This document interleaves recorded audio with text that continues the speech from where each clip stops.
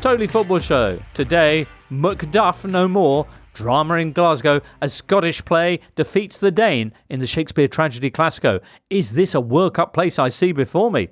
Also, wow, Harry Wilson as Wales captain leads side to a 7-goal spanking of North Macedonia. We round up the complete playoff picture, ask when is now, and get all the rest of the week's qualifying news. Plus, what say we have a bit of a look ahead to the weekend's action as the Premier League returns, with Spurs looking to cut Arsenal's lead in the North London derby, and Eddie Howe hoping to beat Man City for the very first time ever. It's all coming up in this Totally Football Show. Thursday, 20th of November.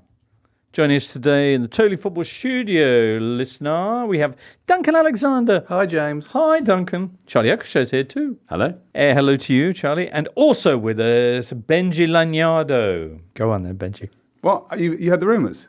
What? What are the rumours? About Pickford's Black Friday sale. You've not heard of this? No, literally, if you're an enthusiastic photographer... Well, where's the compliance regulation? If you're used to just like putting your photos onto like Instagram, getting likes and whatever, like there's literally never been a better time to take that next step. Has there never been a better time? And launch a photography Has there really website. Never been a better time? Yep, 60% off, Jimbo. Seriously, we've never done this before. Wow. Anyway, hi. Hi to you. How you doing? Enough of these fineries. Tell us more about Pickford's 60% off Black Friday sale. No, I don't want to overdo it, Jimbo. Is there a coupon? Yes, I think it's Black Friday 60 is what you want to be looking for. But just go and sign up as normal. And right. Isn't there like a friends and family style coupon? Do you know what? I'll sort you out, Jimbo. We'll talk for the listener. Yeah, Black Friday 60, Jimbo. There you go, listener. What a week of internationals, eh? Oh, I mean, we're going to talk about Scotland. I think it's one of the funnest things I've ever seen in football. Yeah. Magic. Just magic.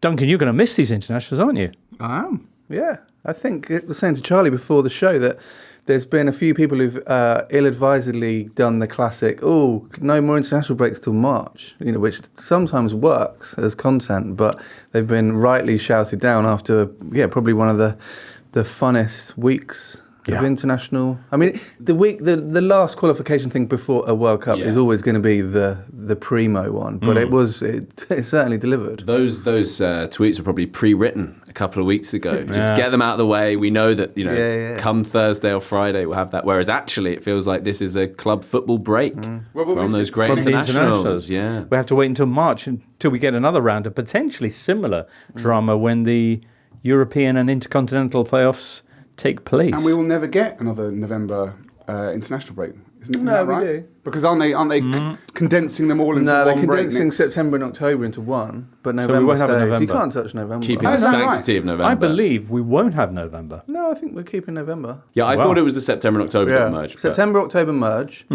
November spawned a monster, stays the same. Wow. That's my understanding. Well, I'm sure you're right, Duncan. From month HQ. Given our respective track records, I'm backing you. Hey, Benji, tell your uncle he's now globally famous. I've heard about this. Uday from New York, to give him his full name, says he's a big fan of the shows for almost a decade now. Thanks, Uday. Several years ago, Benji Lanyado, that's you, Benji, introduced us to Uncle Jeff's coefficient, being a hopeless Newcastle fan. I'm not sure if he's a hopeless Newcastle fan or a fan of hopeless Newcastle. I built my own Microsoft Excel document, Wizardry, and diligently tracked it. And he's given us a URL. Well, he's transposed that said spreadsheet into an actual full website. Yeah. That sort of runs continually and updates each team's Uncle Jeff coefficient. This guy's amazing, isn't it? Yeah. The address, listener, if you're curious, is Uncle Jeff's Coefficient, one word, .com. Can't believe that URL was available, but there we go. And because it's Black Friday, you still don't have to pay anything because some people don't charge for all their great internet services. Anyway, thank you very much, Uday. We'll have a little play with that later on. Premier League Matchday 12 will be coming along shortly. First, more of that World Cup qualifying results. Some dramatic music, perhaps. Big news on Tuesday was Scotland. They were needing a win in their head-to-head with Denmark to avoid a playoff. They took the lead through Scott McTominay in amazing fashion. Then twice let the Danes pull level. Then, when it looked like they'd blown it, they found two spectacular late goals after the 90. This is Scotland, remember? To book their place at the World Cup for the first time in 28 years. Also confirming their places this week, Netherlands, Belgium, Switzerland, Spain, Germany and Austria Germany with a 6-0 against Slovakia. Belgium with a 7-0 against Liechtenstein. Netherlands 4-0 against Lithuania. Spain and Austria, not quite as emphatic the scorelines. 2-2 for Spain against Turkey. And Austria, who had a bit of a scare against Bosnia-Herzegovina, but eventually got the goal they needed to equalise and top the group. There were 3 CONCACAF sides who also booked their place at the next World Cup. That's Haiti, Panama, and Curacao. Yeah. Oh, Curacao, Dick Advocat's Curacao, that is. They drew 0-0 with Steve McLaren's Jamaica, who are no longer Steve McLaren's Jamaica because he resigned straight afterwards. Curacao becoming, Duncan, the smallest nation ever to qualify for the World Cup. I've seen differing reports of how many people there are in Curacao, but it's certainly less than 200,000. Or, as you put it last week, roughly the size of Swindon, or population-wise. On a market day. Yeah, not sure about their roundabout situation, but yeah. Perhaps we'll know as the World Cups roll closer. We also completed the playoff picture, and getting the right kind of playoff spot were Wales, thanks to their 7-1 thumping of North Macedonia, which we'll be getting onto very, very shortly. But first, Scotland. Norwich's Kenny McLean finishing off an outrageous 4-2 victory with an outrageous chip over Schmeichel from the halfway line. And Charlie, the best bit. Yes, it's the commentator telling him what to do. The shoot is great. I mean, yeah, the perfect level of on partisanship. TV, you can't see that Schmeichel's off his line. So it's just normal commentary. And he goes, shoot. Yeah, it is great, yeah. Fantastic. And in mid-air, he's done him! He's done him! Just wow. Benji, you called this one of the greatest... What did you call it? I think it's one of the greatest moments in British footballing history. The thing that I thought made it so incredible is that there must have been thousands of people with their phones out, recording, waiting for the final whistle. Yeah. And of course, they then capture this moment. And so, the sort of social media algorithms must, understandably think I'm Scottish. The amount of different angles I've seen of that goal now, and every single one is incredible, and it's just joyous. Yeah, there's so many. You're right. And also, there's the other scene, which is the people in pubs. Yes, who are also filming for the same reason. And I think I've watched even more of those. People just screaming at the TV for the ref to blow, which you suspect he couldn't hear, but it's understandable. And then just the sort of rage. There's a brilliant one where a guy's just seething that the ref hasn't blown for full time. And then his face just seeks as the ball's in the air into this sort of, almost like a newborn baby, like a sense of joy. And it was one of the greatest games ever. Wow. Full stop. I mean, to have any of those 3 moments, that first goal, the Tierney goal, or the last goal, are all in and of themselves kind of all-time moments, all-time goals. Shannon's .98 XG effort. You've got 3 absolute all-timer goals, all coming in the same game. Well, you enjoyed watching it on TV and repeatedly on social media. Imagine what it was like to be there. Laura Brannan, we spoke to on Monday ahead of the game, she went along. And she joins us now. Thanks for having me back on. I'm glad it's in happy circumstances. Well, indeed. How is everyone there? Has everyone come down yet after Tuesday? I think it was an unofficial national bank holiday on Wednesday in Scotland.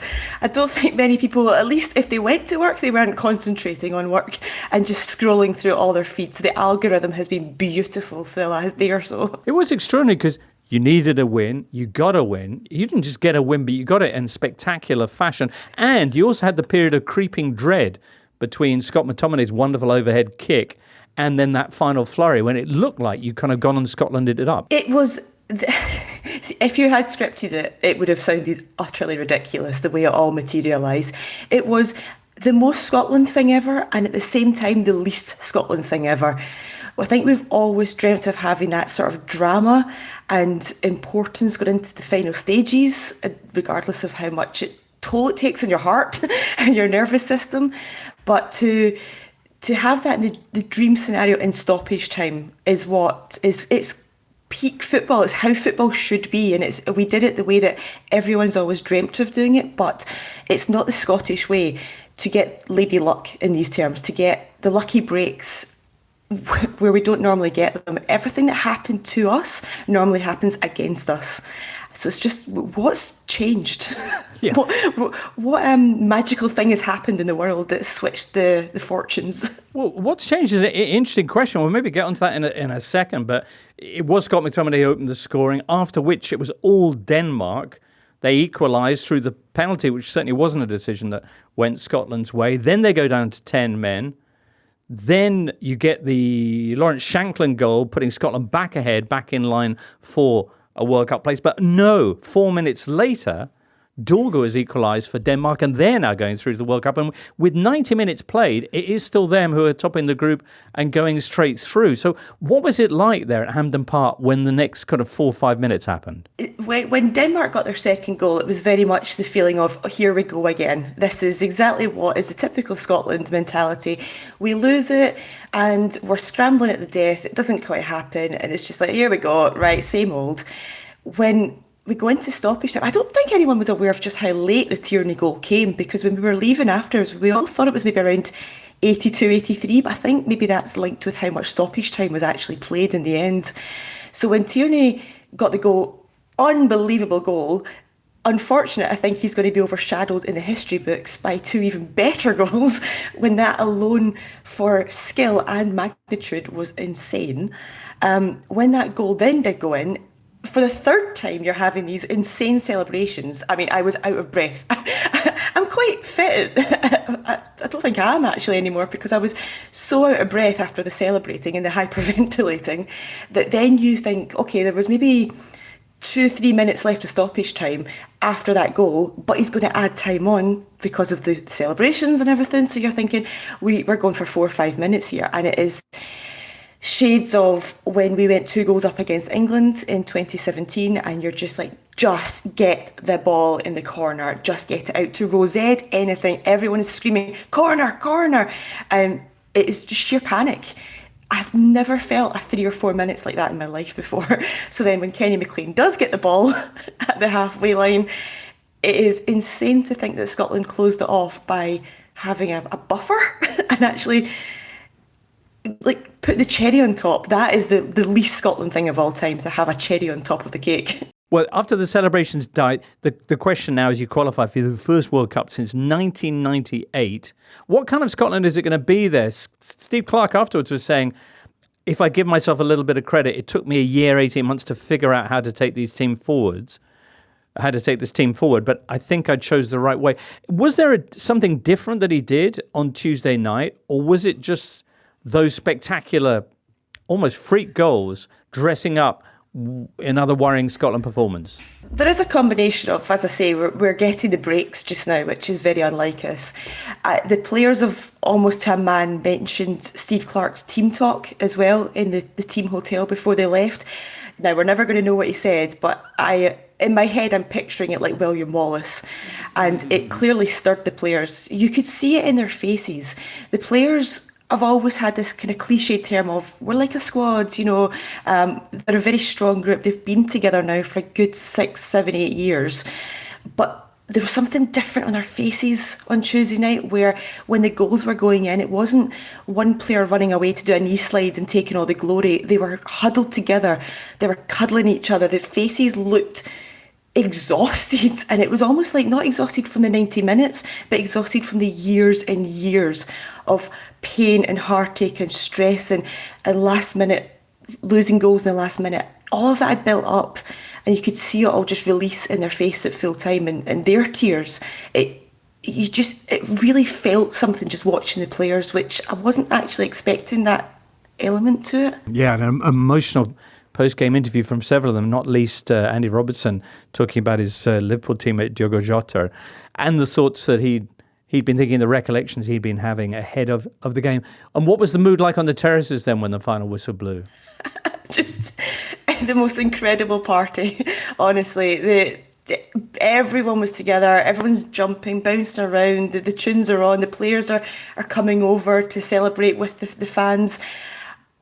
Honestly, I've hugged so many strangers over the last few hours, few days. I don't think we're ever going to experience anything like that again, honestly, inside a football stadium. And that's the magical thing, is we got to do it inside the football stadium. 2020, it was COVID times. We're all sitting at home watching it. 2024, the qualification for the Euros in Germany, we qualified by Spain and Norway. Their full-time whistle, Scotland weren't playing that night. So again, we're sitting on our couch watching a game of football on TV.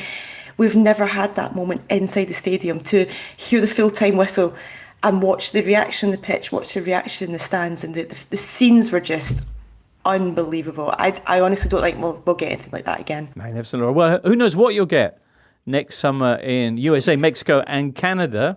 But congratulations and well done for getting along. And thank you so much for joining us today. Thank you so much for having me. Laura Brannan. That was amazing. It also it vindicates supporting a team that aren't that good. We've talked about this before with West Ham, where England have just had a qualifying campaign. Scotland are the West Ham. Well, I don't. What I'm trying to say is that England have just Frank McAvenny approved this message. There you go. England won every game in their campaign, right? Yeah. And didn't concede a single goal. How did it make you feel? You envy Laura, don't you? I do. I've been feeling jealous of the Irish and the Scottish to have that moment of extreme exultation. When was the last time England fans had that? Maybe Beckham v Greece? Well, no. To be fair, semi-final of the Euros. Ollie Watkins, yeah, literally not in a tournament. I mean, in the qualifying. Yeah. Oh yeah, but I mean qualifying's.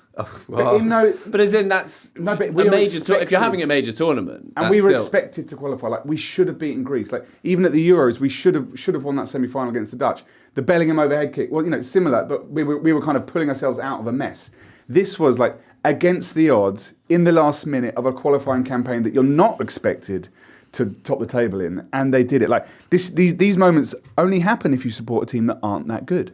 So yeah, absolute props to Scotland, and yeah, very jealous of Laura. It's wonderful. Commiserations to the Danes who dominated most of that game, wouldn't you say? The numbers. Yeah, they kind of did, but they also didn't. They were a bit passive, I thought. There was that stat that flashed up on screen at one point. It was 17 shots to Denmark and 1 to Scotland. And it finished 18-10, so obviously evened up quite a lot as the game got more frantic. Post 10 men as well. Yeah, and they just, the Dorgu finish was great. Lovely little turn of the leg, but a shame that's been slightly overshadowed. I feel. I'm not sure that one will be, replayed on Danish social media that much. But it's a huge failing for a country with the talent of Denmark, and obviously we find out today who they get in the playoffs in March, and I'm sure Ireland fans are slightly worried that they might draw Denmark now as well. So. Yeah. Spurs fans will enjoy, James Moore pointed this out, an absolutely classic Pierre-Emile Højbjerg moment where he, for the second goal, the Shankland goal,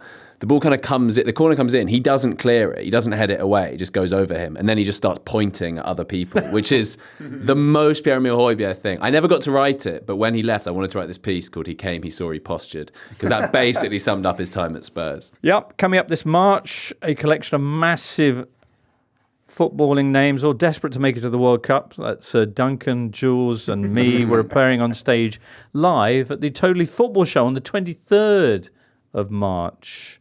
23rd of March, just ahead actually of the playoffs. That's going to be at the Leicester Square Theatre. Listen, would you like to be there? You can click on the link in the episode description, or basically just Google Leicester Square Theatre. They'll have all the info. I would act fast, though, because limited seats available. Also in March, of course, there are those playoffs.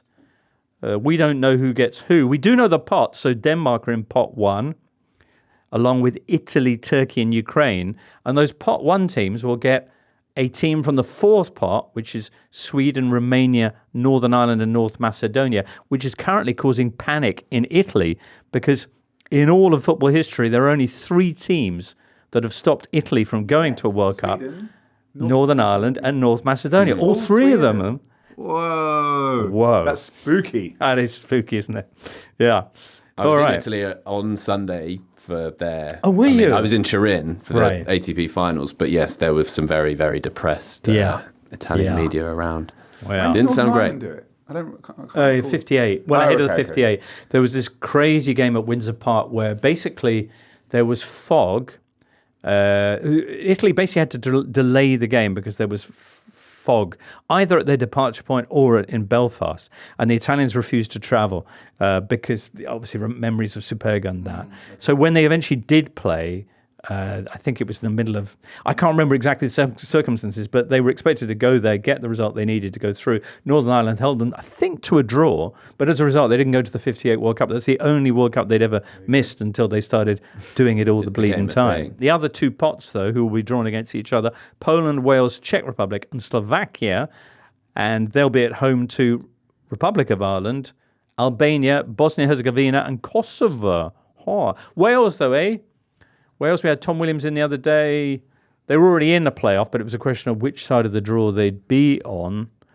They, thanks to that 7-1 win over North Macedonia, will be at home for the semi-final. One of the best performances in the nation's history, they are calling it. 7-1. They hadn't scored 7 in a game since 1978. And for further context, North Macedonia hadn't been beaten in the entire qualifying campaign. Had only conceded 3 goals in total before this match. They did get beaten, and they shipped more than twice that. Crikey. Harry Wilson, did you all see his hat-trick? Gorgeous, no? Lovely to see. I think everyone likes Harry Wilson.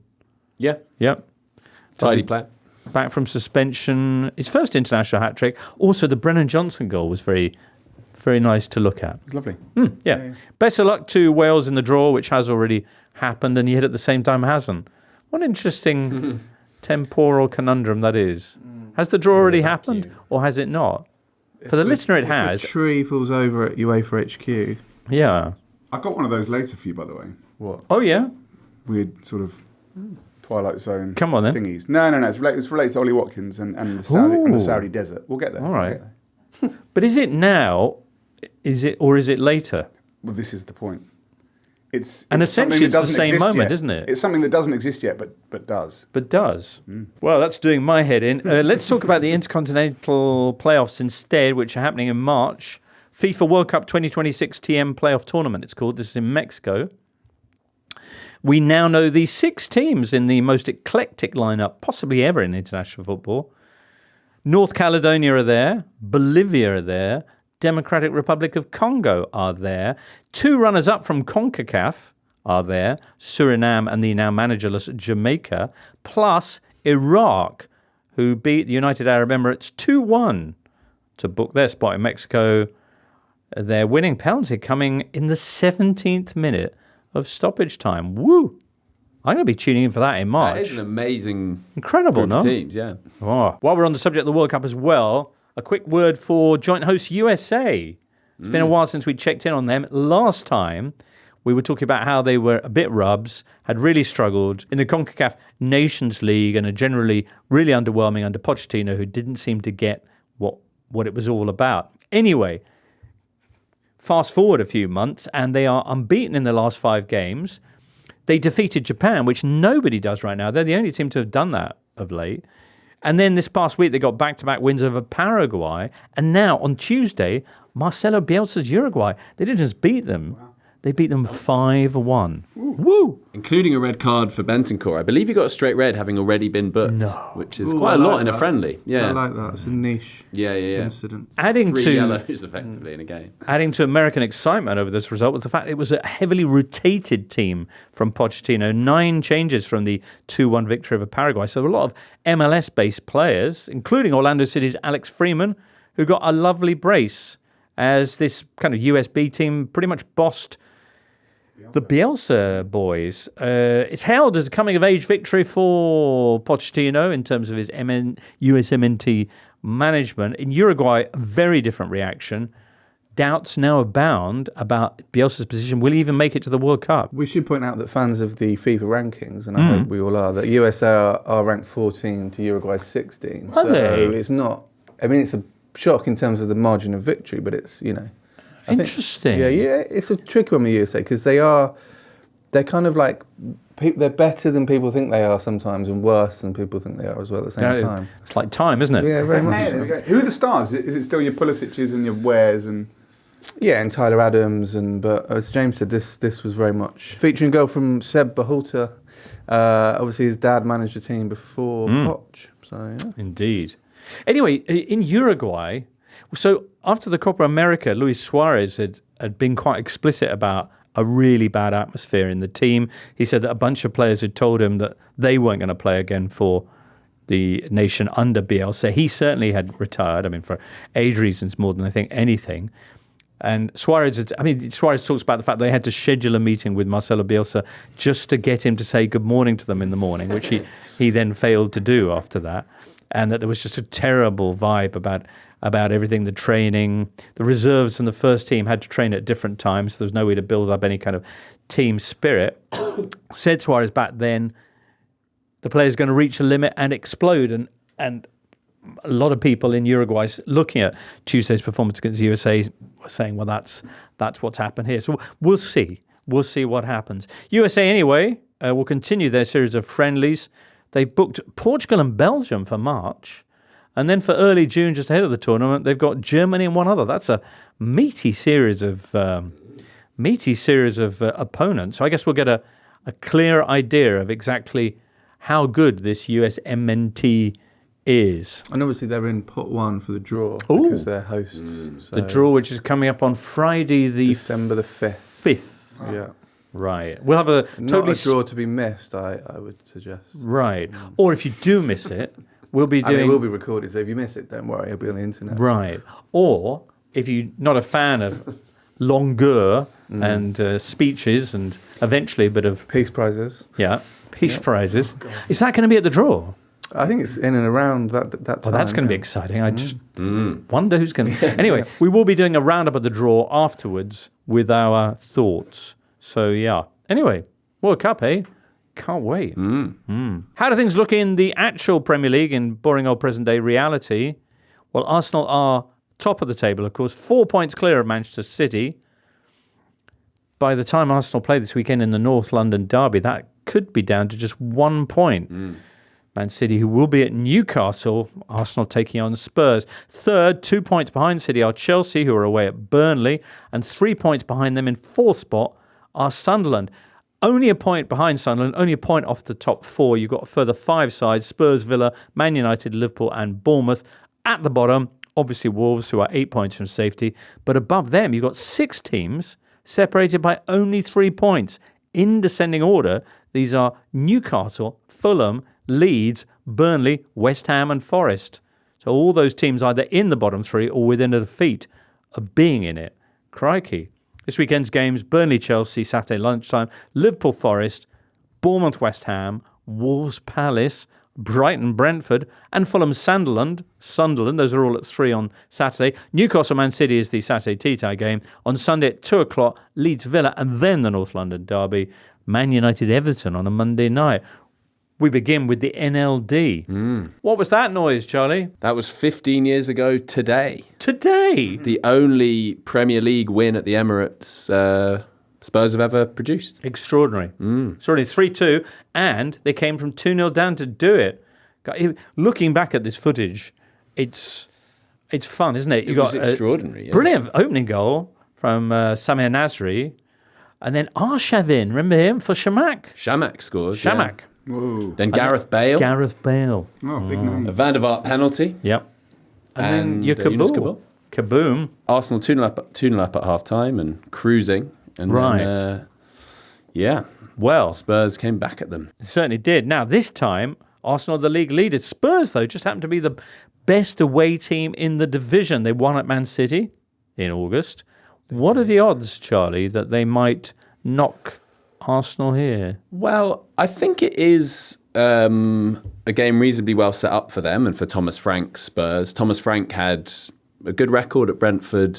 Thomas Frank had a good record at the Emirates as Brentford manager. He got a couple of draws there, and in another one, Arsenal needed a late winner.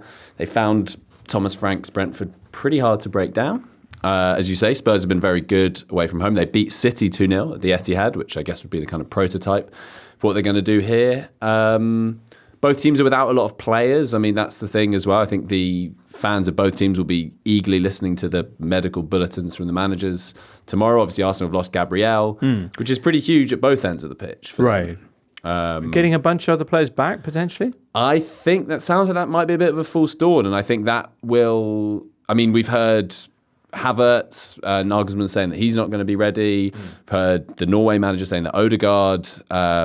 isn't as close as was being suggested. So some might be. Gyökeres, according to people online, he's sort of a doubt, which would mean Mikel Merino up front, which is a pretty huge downgrade on Gyökeres. It's worked really well. Or just or just no striker and put Trossard there. I think they're so well. Their depth now is something that they've not had previously.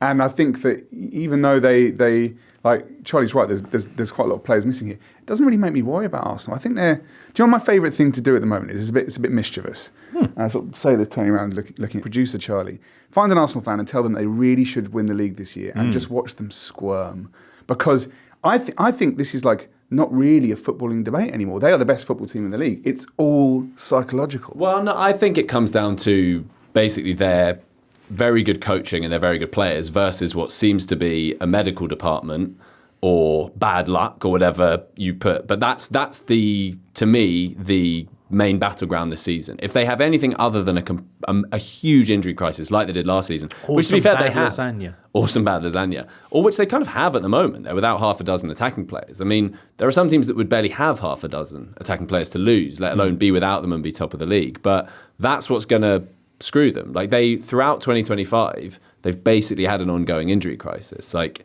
to the point where you think this can't just be bad luck. Like, what's going on there? But yeah, I mean, squad-wise, they've coped amazingly well because they basically had all those players out for the last block of games, those 4 games of which they won 3, drew 1, and were within a few minutes of winning. So that's kind of what it'll come down to. But I wouldn't rule out, they've just lost Gabriel, and the more they go on, because they've kind of just got Trossard, Saka, and Marino filling in. And the idea was obviously that Saka wouldn't be played every game. He'll now get flogged until he gets injured, and the cycle kind of continues. So, Trossard has been incredibly important to Arsenal. He has been, and Martinelli we're forgetting as well in there. But he's out as well. Oh, is he? Yeah, okay. He's been out for a good few weeks now. Yeah. What about Spurs? What's their injury situation? Well, I mean, I've mentioned this before in the pod. I do think for Thomas Frank, the fact he's been without Maddison and Kulusevski for every competitive game, Solanke's still out.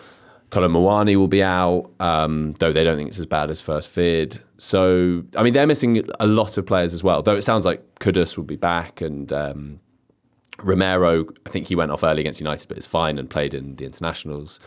But they're missing key personnel as well. But I think that City game is a bit of a prototype for Spurs. They also played in a pre-season friendly, which, you can read as much as you want into that, but Spurs went ahead 1-0 and dug in and held on to that 1-0. I think were Spurs to go ahead, given that, what's at stake. I mean, that's the other thing. It is, as Benji mentions, it is an angsty fan base because it's been so long since they won something. They know they're really good.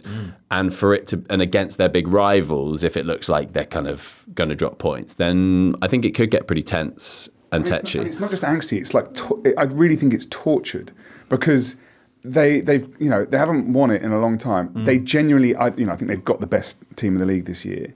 Injuries notwithstanding, and it is just there's two things. Sort of one is Erling Haaland as the kind of T1000 in their wing mirror, and the other is just the weight of emotion. Can these players handle it? Because I live in Finsbury Park and you can feel it. Everyone is kind of terrified because there is absolutely every chance they should win the league. What I don't know is how much we overstate and conflate fans on Twitter with the players. Like, I don't imagine Bukayo Saka is sat at home being like, oh my God, like, we might win the league. Like, you probably don't become an elite level footballer if that's your mentality. Like, that's fans' mentality for sure. But I think there is a lot of conflation that goes on. It's the same with Arteta. People are often like, oh, he's such a bad loser and all this. It's like, have you actually listened to what he said, or are you talking about like Arsenal fans? Like, yes, they are bad losers. Like, but yes, there maybe is an element to which fan sentiment at the ground can seep into the players. It's a big week coming up for Arsenal, who, of course, before the international break were held by Sunderland. They have a game with Spurs then. They're going to be up against Bayern Munich on Wednesday, after which they're off at Stamford Bridge for another derby with the Chelsea. That's next Sunday. Ooh. Spurs, meanwhile, are going to be at Paris Saint-Germain on Wednesday, who they also faced in pre-season, kind of, in the Super Cup. Yeah. And did very well. Did very well, yeah. Should have won the game. Ooh. By the time Arsenal take the field, Man City could be just a point behind if they win away at St James's Park. Now, Arsenal won there, and so did Liverpool, actually, both with goals in the last minute of stoppage time. But Newcastle are stronger at home. That's still the feeling. They are, though they're struggling at the moment. But yes, they're Eddie Howe's got a terrible record against Manchester City. How terrible, Duncan? He's faced them 18 times as manager, and he's won none of them. None of them? Right. So it feels... you look at that fixture and it feels like, maybe City struggle there. And they have. I mean, I remember Yaya Toure scoring there late on in their first title win, which was obviously a key moment as they were clawing back. But yeah, I think generally they do fine. And there was a 3-3, wasn't there, a few years ago? Yeah, Ferran Torres got a hat-trick. And last season, to be fair, Newcastle drew this game. Yeah. I mean, it's a big game for Newcastle. They're we talked about the fact they're in that mix at the bottom. Yeah, I mean, there was a good piece by Conor O'Neill on The Athletic out yesterday, in fact, about it's the most congested Premier League ever. I mean, I think this almost feeds into the hysteria online at the moment, is that, a couple of wins will have you talking of Europe or title bids, and then a couple of defeats, and you're, as Newcastle have experienced, 3 of the last 4 they've lost, and they're down, on the periphery of the relegation battle. And I think we're seeing it in all the EFL divisions as well this season. I think there's going to be probably not going to get a real sense for where teams actually should be until maybe sort of January, February. Erling Haaland, who's the only player to have scored only visiting player to have scored at the Emirates so far this season, was bang in form in his international break. He's now up to 32 goals this season, as was... He's on track to get 96 by the end of the season. Wow. I mean, you have to feel if you got 100 goals in a season, you would win the Ballon d'Or. You feel like that is, I don't know. You need to do it at the World Cup. Yeah, it depends what happens at the World Cup. Depends. But they'll be there. They'll be there. Did you say Scott McTominay? Absolutely, I did. Yeah. He was in the list last time. Nick Woltemade as well. He scored in both goals for Germany over this international break.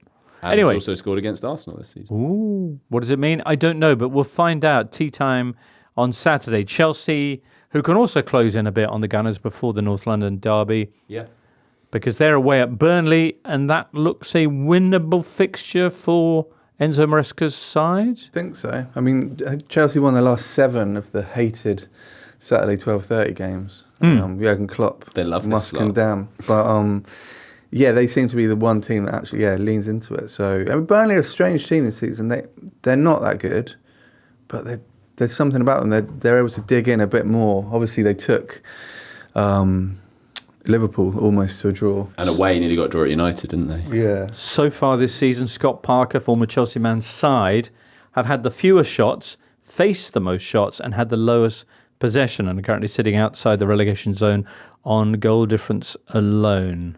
Zian Fleming, the excellently named Zian Fleming, has got 3 goals in 4 starts. So this fixture as well features one of my favourite ever Premier League assists. First day of the 2014-15 season, the one I mean, Cesc Fabregas for Andre Schürrle. Unbelievable. It's Fabregas' debut for Chelsea as well. Yeah. It is unreal. It's kind of a half volley weighted first time pass to Schürrle. Look it up if you don't remember it. It's unreal. Ooh, the others, Benji. Mention that gaggle of sides hovering just above the bottom 3. And bad news for some of those teams is that 2 of the bottom 3 are showing signs of life. I referred to West Ham United and Nottingham Forest. Forest this weekend are at Anfield Saturday, 3 o'clock. Of course, the Tricky Trees won that fixture last season. West Ham, at the same time, will be away at Bournemouth. West Ham coming off back-to-back wins. The Cherries coming off back-to-back defeats. Just saying, Benji. I know. Good time to play Bournemouth. They were comprehensively walloped by Villa. And Semenyo's Ghana qualified. He's been away on international duty. So I'm sort of hoping that he's coming back tired. Yeah, we're looking a lot more sort of coherent. Ultimately, we sort of fluked our way into having quite a good manager in Nuno. Against all odds, we just sort of he was there and available at the moment that we needed him. And there was a really interesting interview with him. To what extent, though, are you right back with David Moyes? Of course we are. Absolutely we are. They're cut from the same cloth, strategically. But you wanted to get rid of David Moyes. I didn't.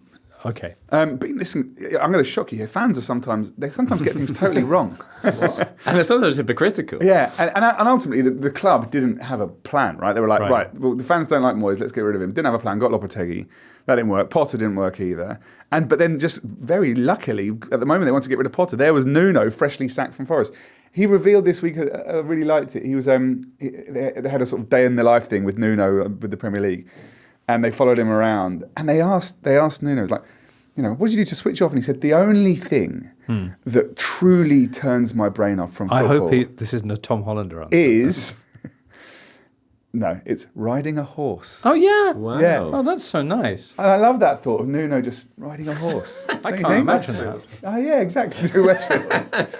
And also the fan protests of sort of... It's difficult because they're still going on, as they very much should.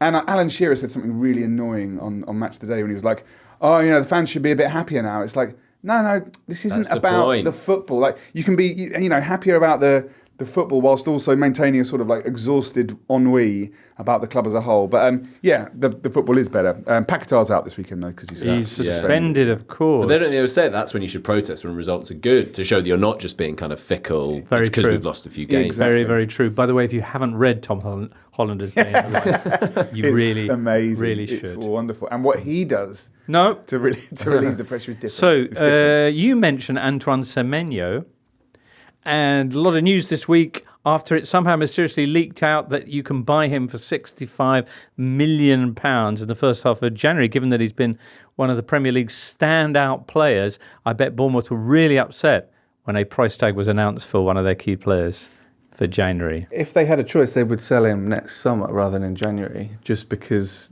he's probably arguably been the player of the season in the Premier League this season, and a full Outside season... of Haaland. You reckon? Yeah. Wow. And a full season from him could be the difference between getting in that top five. We know they will, thanks to UGF. But I think there will be a scramble for him in January now. You think there will? Yeah. Who do you think will be scrambling? He's obviously been linked with Spurs last summer. I think Liverpool will be keen. He's a natural replacement for Salah if Salah's on the slide. Obviously, he started the season playing brilliantly at Anfield and scoring a couple. I do love when clubs do that. Yeah. Scored against us, let's just get in. I think Manchester United have been linked with him in the past as well. So he basically would improve nearly. He's incredibly two-footed, super talented. So we'll see what happens. Liverpool themselves are up against Forest this Saturday at 3:00. One for Uncle Jeff's coefficient because they lost this game. This was a rare defeat for them last season. So true. In fact, Arne Slot is yet to beat Forest. They took 4 points off the Jumbos last season. He's also never faced Sean Dyche before. Dyche, by the way, think you know Sean Dyche, think again. Forest have scored as many goals in 3 league matches under the grizzled and growling game meister as they had in the previous 8 matches under Nuno and Ange. Yeah, freewheeling Ange Postecoglou. Have some of that. I referenced Andy Robertson before in his post-game interview after the Scotland triumph, and I think everybody kind of taking a moment to think maybe we haven't made enough room in our heads for what Liverpool have been going through, and what a daily issue it's been for them, that whole sudden and wrenching loss of Diogo Jota. So, yeah. Cy Hughes wrote a good piece on this topic in The Athletic, actually, before the Scotland game, so before Robertson's quotes. But it's such a difficult one because you don't, obviously everyone grieves differently, so it's really hard to project. And also, I'm sure, they don't want to be seen to be, in inverted commas, making excuses, which is obviously stupid, but that's how online fan bases anyway would react. It's just such a delicate one, and it's just really impossible to know. But I think you can probably say with some certainty that it will be affecting them in fairly, in profound ways. We just don't know exactly and when and how and all of those things. Everyone grieves differently. Yeah. Well, when you talk about being in bits before games, that's obviously quite a major thing. Just on Dyche at Anfield, obviously this was the scene of one of the most beautiful moments in Premier League history, I'd say, when in August 2021, when he took Burnley there and named a 1 to 11 starting lineup with its squad number errors, but everyone in their right position and their right number. It hasn't happened since, and it hadn't happened before for a long time. Where was 4? 4 was in central midfield, as it should be. Yeah, with alongside number 8 Brownhill. Good to hear. Number 7 on the right wing, etc. We know how it works. I was going to mention Wolves against Crystal Palace because that's Rob Edwards' first game in charge of Wolves. What should we expect? Or should we just wait and see? You should expect a very handsome manager giving fantastic speeches at the end of the game. Nice. Good. I'm here for that. Didn't everyone fall in love with him? Wasn't there a kind of Rob Edwards fandom? Handsome Rob Edwards, yeah. Cried at West Ham, didn't he? He's got a job on his hands, though, can I say, at Wolves. Yeah. 2 points after 11 games. You know what they're on course to do. No. We'll see. Fulham, they're not looking too good right now. 15th at the moment as they prepare to host Sunderland Saturday afternoon. They are at home, which is good news because 91% of their points have come at Craven Cottage this season. But Sunderland, of course, up in 4th place. Rough times at Craven Cottage. This Saturday, we'll have a totally extra out talking about a very different kind of Fulham season. Hey, Duncan? Very much so. Yeah. Very enjoyable. It was great, wasn't it? We had Felix White in off the Maccabees. It was great, yeah. Yeah, really tailenders. And you were there as well, Charlie, weren't you? Very much so. And Duncan, yeah. Listener, do join us. It's going to be out from Saturday, totally extra, all about when Roy Hodgson's Fulham defied the odds, became the most essential team in European football, and all that. Excellent. There's another totally extra with you, Benji, of course, when we talk about West Ham. And on this day, by the way, if you're doing on this day in 2006, sorry, when we talk about West Ham and their crazy, crazy season, when they looked definitely doomed, but came back with that amazing final sequence under Alan Kirbishley. And he makes an appearance. He makes a little cameo in our podcast. Anyway, that's another totally extra. There's loads of totally extras out there for the quieter moments in your day, listener. Anyway, Brighton, Brentford. That's happening. That might be a quiet moment that you want to listen to a podcast. Well, the Data Derby. It's the Data Derby. Benham versus El Numberco. Bloom. El Numberco. Little thing on Jordan Henderson. I'm really enjoying him and Xhaka this season. Are you? Just as sort of players that you thought had left the Premier League, won't see them again, and they come back and really play quite impressively.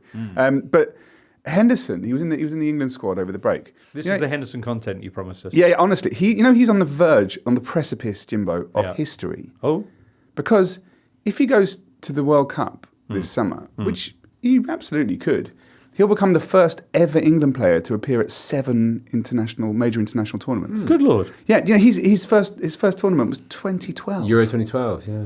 Jordan Henderson, so yeah, props. Chapeau, Jordan. Absolutely. Props as well to Brentford. He said moving things along nicely. They've won 5 of their last 7 matches and are taking on here a Brighton team who are unbeaten at the Amex this season. And admittedly, Brentford have lost 4 of their last 5 away from home. But Brighton are -7 on their UJC, which is perhaps more important than any of the other numbers out there. Well, there's a nice little tie-in as well back to the international break for people missing said international break, because obviously Tony Bloom has invested in Hearts, who are top of the Scottish Prem, with Shanklin firing them. And Keith Andrews, obviously manager of Republic of Ireland. So, yeah. There you go. Maybe the two sports are more similar than we first. Leeds and Aston Villa, Sunday 2 o'clock, gives us a chance to ask Benji, what was your Ollie Watkins content? Right. Okay, so... No, Watkins was part of the BMW attack. Do you remember this at Brentford? So Brentford's BMW in 2020 was... Watkins was the W, Brian and Bumo was the M. And does anyone remember who the B was? It was... your friend of mine, Saeed Benrahma. Anyways, I sort of looked up, where's Saeed Benrahma playing now? And he's currently playing for Neom, right? Oh, yeah. Neom. In Saudi. Well, but Neom doesn't exist yet. So Neom, which is this kind of like linear city they're building in the desert. Or not. Has got a football club. By the way, do you know who else? You know who's up front for Neom? Your Neom? I saw this the other day that someone was playing for Neom. It's Alexandre Lacazette. It's playing up front for Neom. Really? But like, how can a football team be named after a city that doesn't exist? Lacazette was more famous for his Nyom Nyom than his Neom. Very good. Well, try and go to Port Vale, mate. You'll have a job. Yeah, sure, but isn't there like an area? Is there not even an area called Port Vale? Okay, so maybe now we found the city alongside I give you Port Vale. Atalanta. I mean, there's lots of them. Or Go Ahead Eagles. I doubt that's a city. It doesn't exist. I guess it's like a planned city. Right. MK Dons? I'm more excited by your mention of the BMW acronym. I like those. Italy, that was very much of the height of the acronym. BBC craze. for Italy. Yeah. Yeah. MSN. MSN. BBC at Real Madrid as well. Yeah. Oh, yeah, BBC at Real Madrid as well. Possibly my favourite, because in Italy they do a slightly weird thing where they don't just take the first letter, they do the first two letters. And that's the thing for corporations, for example, they'll be two letter. But Napoli back in the day had the Magica front line, which was Careca, Giordano, and a certain Maradona. Magica. That's good. Yeah. Anyway, Brighton-Brentford, that's at 3 o'clock on Saturday, 2 o'clock on Sunday. Oh, yeah, we were already on this. Leeds-Aston Villa. Oh, Leeds are 16th. Leeds are 16th, having had a pretty easy start fixture-wise. Only 3 of their 11 matches were against teams that are currently in the top half of the table. But their next 4 games see that difficulty ramp up a lot. Yeah. Villa at home here, then Man City away, then Chelsea at home, then Liverpool at home. I do feel like the Daniel Farke sacking sort of... he's not under pressure yet, obviously, and shouldn't be, but it feels like that's sort of grimly inevitable, and they're just sort of keeping the wolf from the door for as long as possible. We just got through an international break without anybody getting bumped. But I feel like they will get sucked down into that bottom 3 because I back West Ham and Forest to climb out of it fairly soon. Right. And then you've got Leeds and Burnley would be the sort of next cabs off that rank. All right. Man United taking on Everton on Monday night. United are on their longest unbeaten run under Amorim in the Premier League, 5 matches now. So, interesting return for David Moyes, of course. Yeah, Manchester United about to begin a quite bizarre run of Premier League fixtures where they just play a lot of Monday night games. Oh, yeah? A punishment for not qualifying for Europe. If you're not going to get in Europe. West Ham were doing this until recently. Yeah, we had a few in a row. There you go. Well, Sunday night, if you're after some top televisual entertainment, you can watch our fumbling attempts to record a weekend roundup podcast. That'll be from around about 7:30 on YouTube. And, of course, the podcast available early. I would say bright and early, but let's say early on Monday morning. That, though, I think brings us to the end of today's show, Charlie? Yeah, sounds like it. All right, then. Many thanks to you, to Duncan, to Benji of Pickfair. Black Friday 60. When is Black Friday? Black Friday is sort of a state of mind for us. A bit like Nyom. Exactly, yeah. Right. So we're Black Friday is actually a month-long Friday for Pickfair. But ends soon. When does it end? Second week of December. Not soon, though. No. It ends end of the month. End of November? End of November, yeah. But when is Black Friday? I thought that was in December, isn't it? Friday, no. Like a week tomorrow. I think it's the last Friday of November. Is it? It's the day after Thanksgiving. Is that right? Mm-hmm. There you go. Really? Yeah. Okay.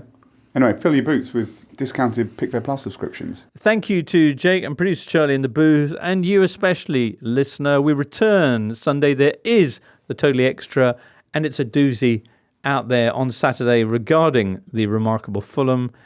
So enjoy. You know, I get the assist on that as well. I grew up with Felix and threw him at Ben and Charlie. Oh, was that your shout, Benji? Yeah. Nice one. I knew he'd be good. He was lovely. What a lovely chap. Very beautifully, yeah. What a lovely chap. Gave us a copy of his new book as well. He did give us 2 copies, I think. Well, 1 each. 2 each. 2 each. Yeah. So he was talking about the Hodgson season, the run to the Europa. You listen to it, Benji. I'm not going to spoil it. Bobby Zamora, lots of Bobby Bit Shat. of Bobby, bit of Laurie Sanchez. He comes up. Cheese on the knees. Yes, who was that? The Felix centre-back. Magath. On Bread of Hangeland, so bread and cheese. And cheese, yes. Yeah, nice. Amazing. Don't worry, there's plenty more good stuff where that came from in this week's Totally Extra. For now, though, listener, goodbye from all of us here. The Totally Football Show podcast is available 3 times a week, bringing you all the football news you could reasonably be expected to care about. We've got views, we've got stats, we've got analysis, we've got some of the best football writers around, and the whole thing is absolutely free. So have a listen on Spotify or Apple Podcasts or all the usual places by clicking on the link below.